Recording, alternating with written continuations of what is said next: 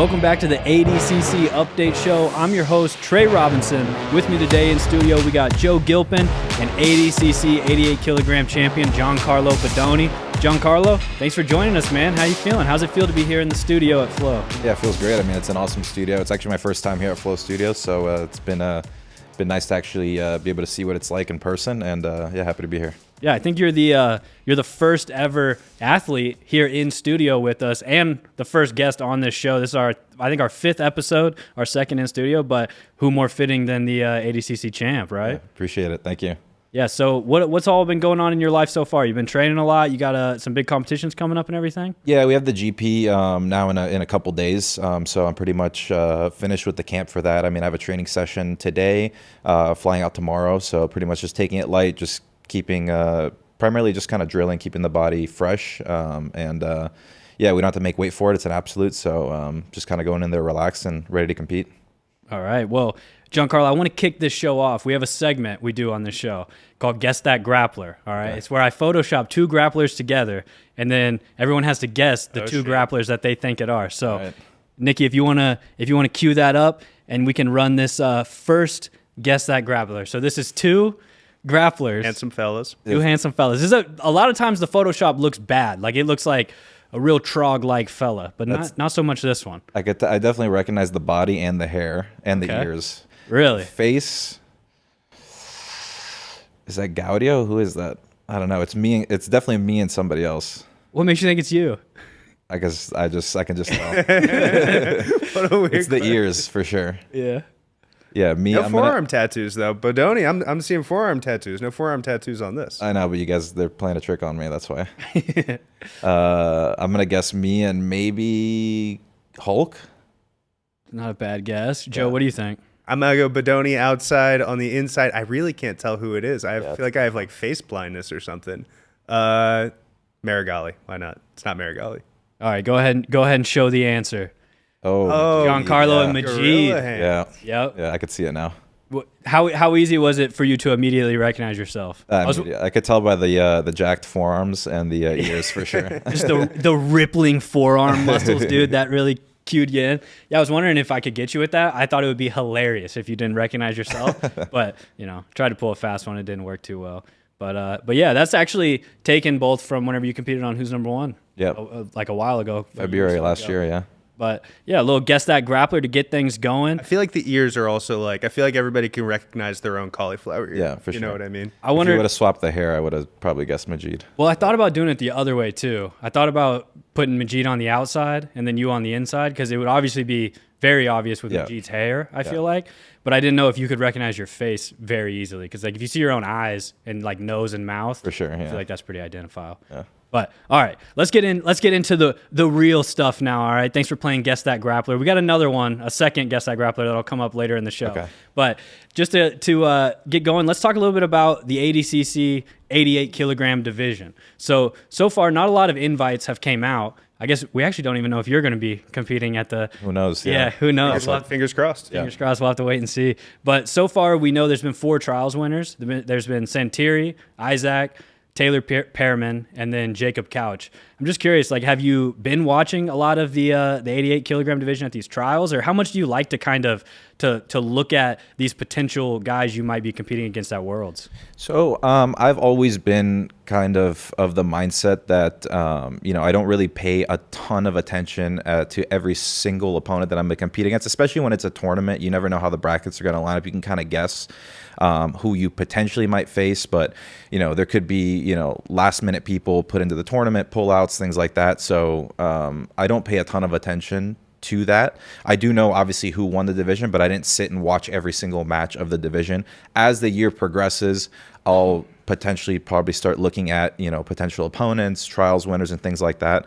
I am pretty familiar with a couple of the grapplers. Obviously, Jacob Couch, have competed against him. I actually competed against him at East Coast Trials, the one that I won to get into ADCC. It was the guy that won the most recent European trials. I've seen him compete before. I watched a little bit. I think he won with like pretty much all leg locks. Yep. And I actually trained with him a little bit last year while I was out in the UK. Santiri, I don't know much about him. I know he competed against Hulk at the last ADCC. Obviously, he won trials. So I mean, winning trials regardless it's a big achievement. The trials level is getting better and better every single time.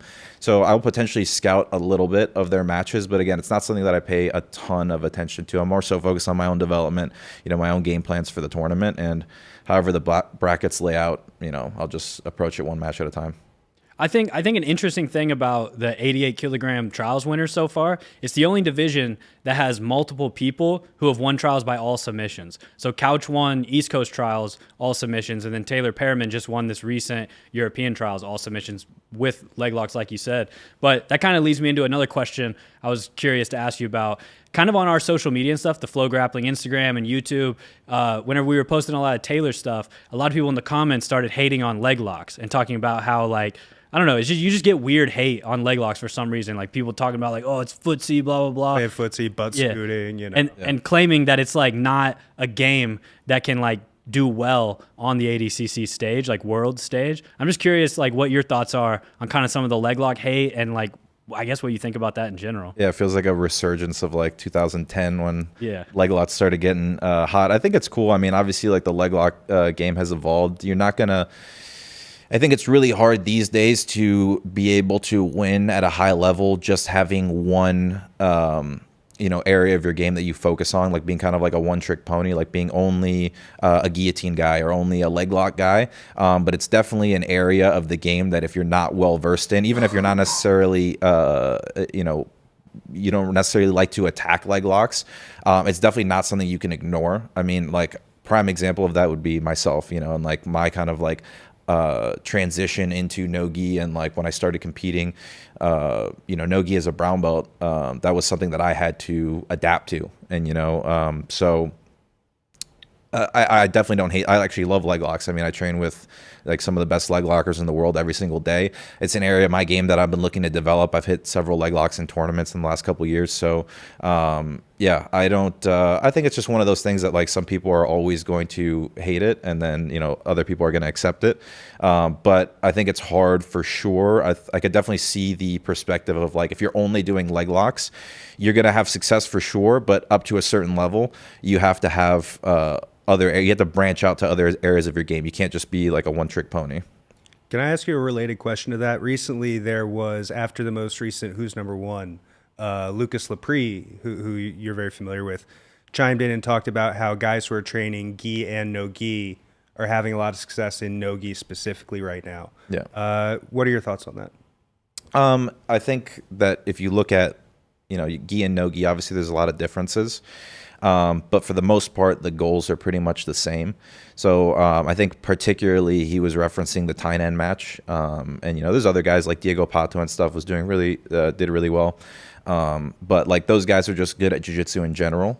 And so for them to be able to make the adaptations from gi to no-gi, a perfect example, that's Nicholas Meregali. Like he literally didn't do a single no-gi session his entire career up until the year that he decided to move. I think he did like a couple sessions in Brazil and then moved to Austin, trained with us full time.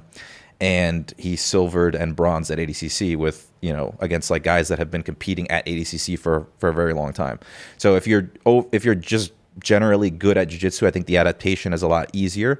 But I don't think it's the case that necessarily the gi is making you very good at no-gi. I think it's just you understand jiu-jitsu and you're able to make adaptations relatively quickly. And I mean, those guys have obviously been preparing, no-gi. It's not like they've been training only in the gi to get ready for a no-gi competition. So there's definitely value in the fact that you're just overall good at jiu-jitsu.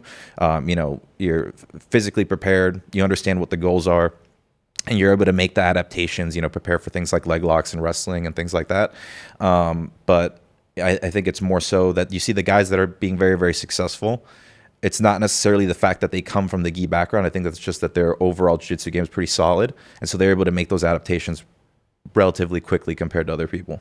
I just feel like too, this is something like Reed kind of brought up on our last podcast, but like people who are like gi guys just also have trained since they were like 5 years old. Like not as many people historically start training no gi at a super young age. Obviously there's like wrestlers and stuff who then make the conversion, but like most of the time when you're 4 years old and you start doing jiu-jitsu, it's in the gi. Right. So it's just like at a certain point in your career, kind of like the Ruotolo brothers, you're like, all right, I think I'm just going to go all in on no gi now. Right. It's like you've already have 15 years of experience just doing jiu-jitsu. Like, of course, you're going to be very good when you start doing no-gi. But yeah. you brought up Meregali. Man, when we were in the gym, we made a little in-the-gym video with you. That's out on our YouTube channel now, so go watch that. But Meregali was there also training. Hit a round with Abe where it was brutal, dude. I think Meregali wanted to show, like put out a message to Denise that, you know, like he's not messing around. He has so many S-mount smothers and stuff, but like, how's Meregali been looking in training? That dude seemed like a beast while we were there. But dude, yeah, he's been looking awesome. I mean, you know, obviously he's one of my main training partners and obviously one of my toughest training partners. And he's been, for this camp, you know, I think he's been so focused and he's been, I feel like, more dedicated than he has in even past camps. So I could definitely see that he's kind of starting to get the ball rolling leading up to, you know, all the big events this year, including ADCC. But yeah, he's looking super sharp and it was kind of worked out perfectly for me because our camps are about the same time. We're both competing like I think a couple days apart. So yeah, training with him has been great. He's looking super sharp, and yeah, I think he was definitely trying to leave a message. I actually found myself rolling, and like I was watching more of his round because I could just hear all of the trauma that he was putting on Abe. Yeah. I found myself watching more of his round than actually me rolling in my round. Like I was just looking over my shoulder, rolling watching him because of how intense that round was, and I think that's just kind of like his style. You know, he really likes to, especially get close to the competition, really feel. Get himself in that competition kind of kill mode. So I think he's definitely there, and it's going to be good to see him compete. That S-mount smother is brutal. Is that something you guys are working on, or you know, talk to me about the S-mount smother? Yeah, I mean, obviously we work on everything all the time. So I mean, we're always training, you know, mount position, turtle position. But Meregali specifically, he has a really, really good arm bar from bottom and top position, but particularly from mount, his setup is very good, and I think he's just working on getting that as tight as possible. But he's always had a very good arm bar from mount, and yeah, it's just kind of a brutal position to be in.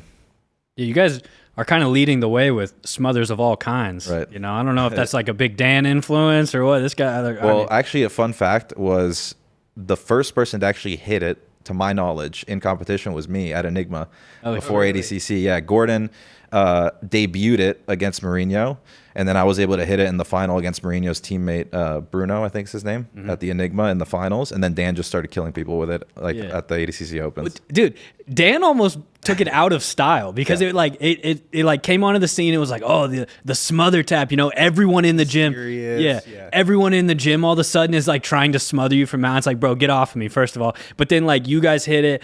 Gordon obviously popularized it and stuff because like just like Gordon does, I guess, you know. And then Big Dan just takes it over, and it's like every ADCC Open, this guy smothers like every single person, and I'm like, all right, I think I'm getting tired of seeing the smother. Like Big Dan just does it to everyone. Like, is this like the easiest submission of all time? Obviously, he's just really good at it and a beast. But yeah, no, he went off with the smother mount. But is the S mount, is that the next iteration of that? Is that like the evolution of the submission, I guess? I mean, it's definitely just a way to put pressure on people. Like you saw Gordon was able to tap out Couch from that position. Yeah. So it's definitely a really uncomfortable position and have massive chest compression. But it's more so it's a position to set up the armbar, and you could potentially get taps from there. But I think it's more so to set up the armbar. But you do put a ton of chest compression on people, so it is. It is almost, in a way, it's not exactly like a smother, but it is definitely a position that you can submit people with just pressure. Like I said, you saw Gordon do that. But yeah, it's definitely that position's more so to set up the armbar, and you know, it's just a bonus if you can get the tap beforehand. Gotcha. Yeah. All right, so I want to ask you like a little bit about, I know it's been a while now since the last ADCC World Championship, but I guess as we're looking ahead to the 2024 Worlds, obviously it's going to be huge. It's in T-Mobile, all of that, and we know a few of the people who are going to be there, but you kind of know the invites who are going to go out and stuff. But I'm curious, just from your last run at ADCC. Did you have anyone that kind of stood out to you as like, oh man, this was like my toughest opponent, or someone that surprised me, or someone who kind of like stuck with you as like, that was like an impressive performance against you that you weren't really expecting? I would say that my toughest match overall, in terms of like physically and, the stakes and stuff, was obviously the finals against Hulk, because we know each other's game so well, and, he's such a seasoned competitor. But I'm pretty familiar with most of the top guys in that division. So, I mean, the Denise match was obviously good, but I would say the tactically and kind of physically, the Hulk match, I would say, was probably the toughest one. What about your match with Owen O'Flanagan? Just because I feel like he's a guy who ADCC kind of blew him up in a way where it like really made his name way more prominent on the scene and everything, but he's also a guy who's still like, especially being Americans and stuff, like I'm not as hip to the European scene as obviously a European is, but he's kind of like a guy I'm always curious about and stuff. What did you think about him? Yeah, I think he did really well at the last ADCC. Took out Shanji. Had good matches. Had a great run for a first time to get in the final four. Is obviously a big deal, especially coming from a part of the world which actually the UK does have a pretty big jiu-jitsu scene, but compared to the States, and not coming from a camp where there's a lot of top level guys, I think he did well. I'm pretty familiar with his game for the most part. Obviously, I'm sure he's going to be building and adding to that, but yeah, for me, I mean, it was a match that I kind of knew what to expect, because he kind of did mostly the same stuff in both the trials and the lead up to our match in that tournament. So it wasn't something that I was particularly worried about. I was focused on it, just like I would be any other match, and just whatever he presented to me, that's what I had prepared for. So it wasn't a particularly tough match in terms of like the length of it wasn't very long, and I kind of knew what to expect. But obviously there's things you got to be aware of, and so I was aware of those things, and I was able to neutralize them and get the win. Gotcha. You got something you want to? Yeah, he lost first round at the last ADCC in your weight class, but do you have any thoughts on a potential matchup with Tai Ruotolo? Yeah, for sure. I mean, he's definitely a guy who's big in the sport right now. He's been doing a lot of matches overseas at one, so I could definitely potentially see myself having a match against him at ADCC. I think it would be a good match. Yeah, I think that would be an epic match. Yeah, to be honest with you. Yeah, that's definitely a guy that I would love to compete against. I mean, he's a big name. He always pushes the pace, and so yeah, I'm looking forward to that one. I'm sure it's going to happen at some point. Yeah, definitely.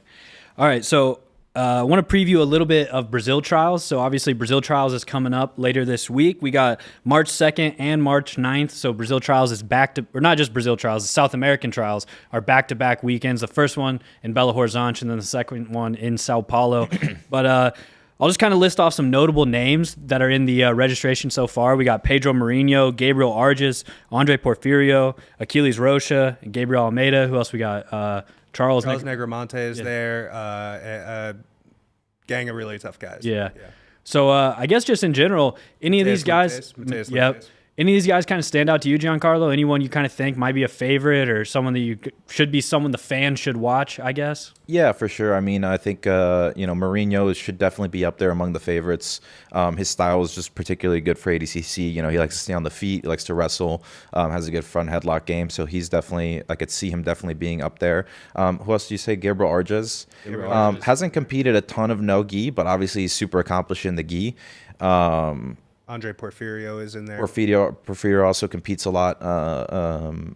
No gi. You almost slipped into like the Portuguese. I know. Yeah. I don't do a lot of people know that you speak Portuguese and stuff? I think at this point now they do. Especially when I was competing a lot in the gi, I was getting to practice more Portuguese because just like I was around Brazilians a lot more. But nowadays I don't even get to practice with like Meregali because he's just full blown English now. He's just like he's left a true American. Brazil behind. He's like full Texan. That's funny. Not even American Texan. Yeah, that's a good point. Porfirio. I mean, really, honestly, with trials, it can go a million different ways. It's anybody's game, really. So I think that all the guys that you mentioned, I could definitely see them being within that like final four. And then it really at that point just comes down to strategies and like who's on that day. It's really hard to see one person particularly dominating where it's like you for sure know he's going to be in the finals and probably win. I think last trials you could see that with like Mika, for example. Like you kind of expected that he was going to be able to make it to the finals and win, and he did. But I think all the guys there pose different threats, and they could potentially, all be finalists.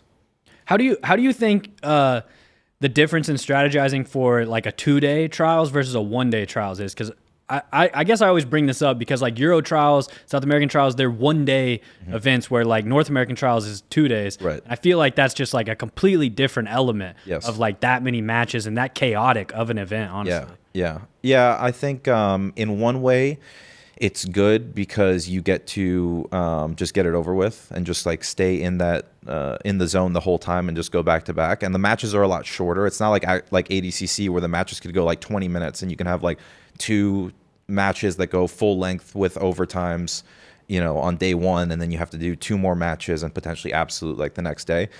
So in one way, it's kind of good because they're shorter matches. I think you only get 9 minutes max on the non-finals matches. So it's not going to be super taxing in terms of, time-wise. Obviously, you can have tough matches, but it's one thing having a tough 6 or 9 minute match versus having a tough 20-minute match where it's physical the whole time.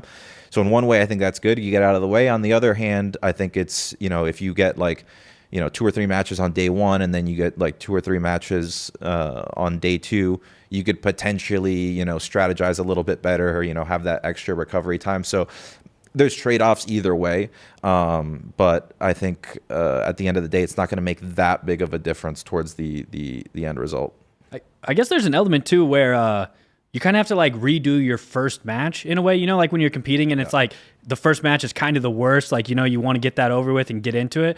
On a 2-day event, you kind of have to redo that the second day. Right. But usually that means that you're also having to redo that with like a much more game opponent, Right. like first match ADCC trials is usually like a pretty big mismatch, honestly. But then day 2, it's like, all right, well, this could be like a legit like WNO level match going on right now. For sure. And I think that's one of the big things with like grappling and jiu-jitsu in general is that with other sports, there's so much more consistency and structure to like how the tournaments are set up. Like they're almost always the same in a lot of cases. Whereas like in jiu-jitsu, you have tournaments where times are different, rule sets are different. You're competing super fights versus you're competing tournaments. You don't know how many people are going to be in your brackets, things like that. ADCC is, different because we know we're going to have 2 matches on day 1, 2 matches and absolute on day 2. What the times are going to be, they're very, good on in terms of like the schedule and on time, but that's like the world championships, everything in between, like you never know how things are going to lay out.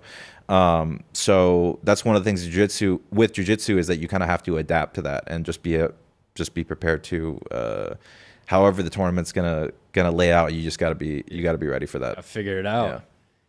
I had a question. I feel like something we've seen a lot this trials season is a lot of young guys, right? We've had like teenagers winning trials. I think like multiple teenagers winning trials. Is there, and as a former trials winner yourself, is there any benefit to being a younger guy when you have, 6, 7 matches ahead of you or something like that? In terms of like, physical advantages? Yeah, physical advantage or, just more hunger about that, what would you attribute seeing so many younger kind of unheralded guys coming through these brackets, getting their way to ADCC? I think that youth, the main thing that comes with it is experience. So like if you're 17 years old and you're competing at trials or you win trials, you get to compete at Worlds, and let's say, for example, you lose your first round, you could do 10 more ADCCs. So you have like that experience. Whereas like if you're going into, like, for example, I think 25 when I won trials, 26 competing ADCC. So imagine if I was like 18 and I won trials and did ADCC Worlds at age 18. Even if I didn't win, I could have done 4 more ADCCs before, so you get that experience. I think and you have a lot less to lose. So it's kind of hard to say whether or not, you're going to have like a physical advantage, you're recovering better between matches and things like that. At the end of the day, again, there's trade-offs. Like you have youth, but then you have experience and, potentially strength and stuff like that. So, I'm sure there are advantages depending on, and it's individual dependent too. Like it's going to change from person to person. But I would say the biggest advantage of being young and being able to compete at a trials or like a worlds is just the experience. Like, even if it doesn't go your way and you have a good performance, like, you have so much more time on your hands to be able to like make the adjustments, and, you know, potentially you have 2 years to, you know, to grow and literally grow and transition to, you know, be a much better grappler. So yeah, if there's anything like that I've learned in the time that I've been competing, is that like time is precious. Like last ADCC, you know, it was 2 years ago almost, but it feels like it was yesterday. Like you blink and the next one's here. So yeah, can't, you know, you got to value that time for sure. Have you given much thought to this? I know everyone's kind of always thinking of ADCC a little bit, but have you like really sat down and thought about the 2024 ADCC World Championship yet? Yeah. Pictured T-Mobile Arena, all that? For sure. Yeah. I mean, I definitely visualize it pretty much every day. And it's more so like, you know, preparing myself mentally for going out and competing, but also I'm really focused on like what I want to work on, what kind of grappler I want to be when I get to the event. When it's time to do like the ADCC camp, you know, however many weeks out we start preparing, I already want to have the tools that I need to be able to show up to ADCC and just be in shape, have everything sharp and be ready to go. So I'm, you know, maybe not today because I'm competing in a couple of days. So right now we're just kind of keeping everything fresh. But, you know, in the last, you know, 2 months and in the next coming couple of months and so on and so forth, like I'm focused on taking specific areas of my game and like adding specific tools. And I want to get to ADCC and be a completely new grappler than I was the last one. And so that was kind of my whole mindset when I first moved to Austin. Was I had 11 months from the day that I moved to ADCC Worlds, and I wasn't even actually guaranteed a spot at that time. I think I competed in trials like maybe like 3 or 4 weeks later, and so I had to basically reinvent myself and you know, just take what I had already known and what I was already good at and just kind of expand and add on that. And that's kind of the same approach I'm taking now, but I just have so much more of a broader, you know, field to build on than I did back then. So we're going to see a completely new Giancarlo in T-Mobile, huh? Yes, sir. That's going to be sick. You guys want to do a second Guess That Grappler? Let's do it. This one, I feel like this one might be easier. If you want to go ahead and throw it up, Nikki. We'll see. All right, here we go. Ooh, I know it. Knew it right off the rip? 100%. Both of them, inside and outside? What you got? Well, Kainan's the face and Elder Cruz is the hairline. Yeah, for sure. 100%. Dang, The dude. neck tattoo on Elder is what gave it for me. Damn, go I ahead didn't and even show the notice that. answer, Nikki. These boys ripped it, dude. I know my opponents. Okay. Yeah, that's... And you say you're not looking that much. Yeah. Okay, we're not. Okay, but right away we could tell when they're photoshopped. Yeah, that was a really good job. Kudos to you, Giancarlo. You knew that one off the rip. Giancarlo might be the best Guess That Grappler So far, yeah. Yeah, competitor so far. But obviously both these guys are going to be in the IBJJF Nogi Absolute Grand Prix with you. So I wanted to talk about that a little bit. The brackets just dropped, actually. So you just found out your first round opponent. You want to kind of talk about, say maybe who your opponent is and what you think? Yeah, so Patrick Gaudio is my first opponent. I spent about 3 months back in 2017 training at GF Team HQ in Mayer in Brazil, and I trained a ton with Patrick Gaudio back then. I think that was his like debut year at black belt. I can't remember, but we were training the gi back then, so I know him a little bit. But it's been, you know, it's been a while. It's been like 5 years at least, 6 years maybe since I've trained with him, and he's been competing a ton since then, you know, doing like, you know, he did the Fight Pass Invitational, competed against Gordon. So he competed ADCC 2019. So I think he's going to be, I mean, I know for a fact he's going to be completely different from when I trained with him back then. I was like a purple belt back then. But he's always a game opponent. You know, he's big, he's physical. He likes to stand up and wrestle. So he's always going to be a tough guy. And yeah, it's my first match. How do you see a match with him playing out for you? I think overall, I understand what his game is. He's not particularly dangerous in like a submission context, but he can kind of play everywhere. You know, he likes to play on bottom. I think he's going to primarily want to be a top player. I see him working a lot on wrestling and trying to take people down. So I think it'll be primarily a little bit more wrestle heavy in the beginning. And but for me, you know, one of the things that I think is good about me is that I can play anywhere. I can play at this point, I could play against leg lockers and do leg lock exchanges. I can play bottom position and look for reversals, look for submissions. I can wrestle. And so I'm not particularly worried about any one opponent's specific area. Obviously, people are going to have their strong points and things that, you have to be cautious of. But in general, I think what makes me adaptable is the fact that I can play in any position. So I'm not particularly foreseeing a way that the match is going to play out. I think he's going to want to wrestle me, but it could really, you never really know what they're going to do. So like I said, I'm just kind of focused on what I'm going to do as opposed to like what my opponents are going to do. And I think that I have the tools to play anywhere pretty much. This is your first time back in IBJJF rules in a while. Yeah. How's it feel? 2021 Nogi Worlds, right? Was the last? I did. I actually did an IBJJF Open last year. Yeah, I think it was last year, like early last year. But that was pretty much it. Like since then, it was just 2021 Worlds. So that was Gordon cowboy hat. Yes. That was the. I remember that one. Yeah. I think you had your last match was with Wagner, right? Yeah, that was against Wagner. Yeah, we went to a decision. How's it feel being back under IBJJF rules? Yeah, good. I mean, I always like the IBJJF rule set. I mean, every rule set obviously has pros and cons and things that you would want to change, but I think it's generally a pretty straightforward rule set. Not that different than ADCC. Obviously, there are some significant differences, but for the most part, they kind of favor similar things. So yeah, I think it's good, and IBJJF has had leg locks for a while now, so I think it's going to be kind of a similar. You're going to see similar strategies and game plans that you would in like an ADCC style rule set.